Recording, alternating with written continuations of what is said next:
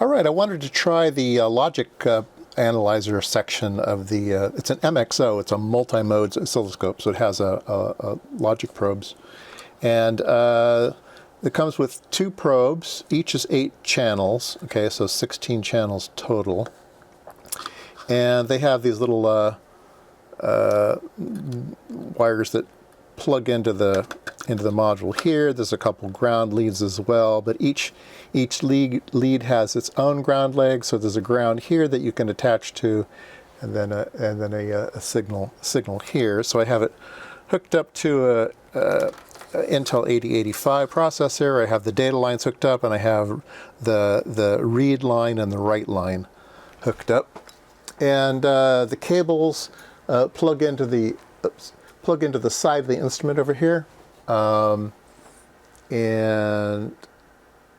let's see, there we go. All right, so obviously we're getting data here.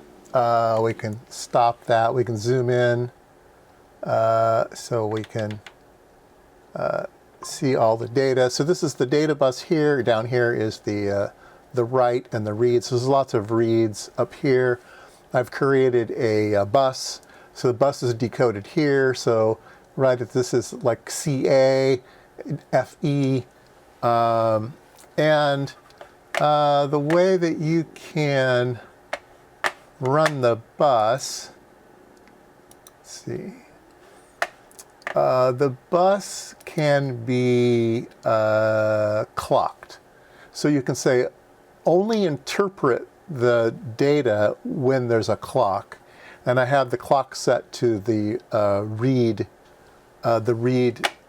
cycle on the processor. So these are all of the reads. Okay, the other thing I can do is I can change the trigger here. I'm going to change the trigger. Let's see here. Trigger, let's see, that's not the kind I want to type. There we go, type. I'm going to trigger on a pattern, okay? And I'm going to trigger on a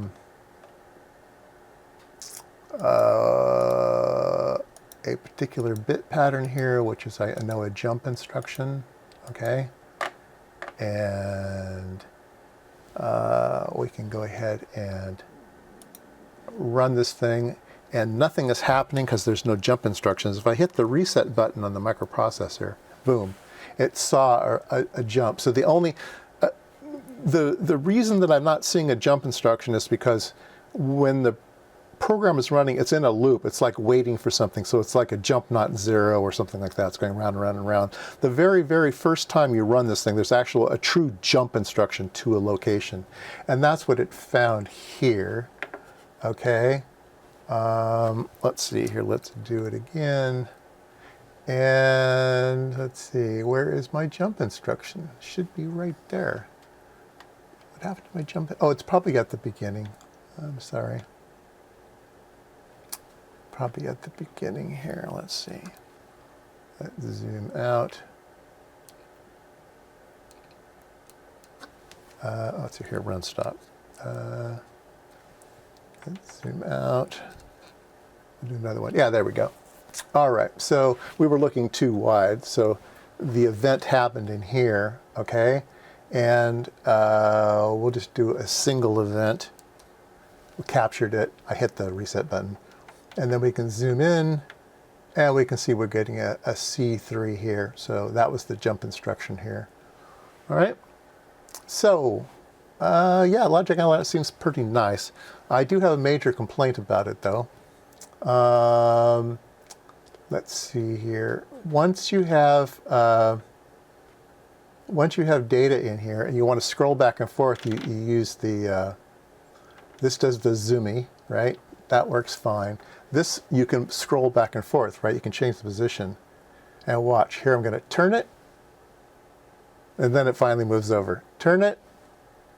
Finally moves over. So yeah, it's got this huge lag in it, which makes it almost unusable. So not too happy about that. Maybe there's a workaround. I've requested help from RNS, so we'll see what they say.